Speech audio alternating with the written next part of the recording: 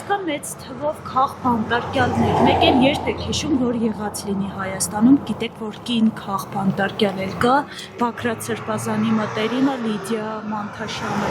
արդար համարում եք, որ մարդկանց քաղաքական հայացքների համար են կալանավորում։ Ավելի ինչ արտարություն չեն կալանավորում ես, որ իրանք էլ ուրիշ մարդ չմնա պայքարելու իրանց դեմ, Նիկոլի դեմ։ Իրանց վերաբանկա,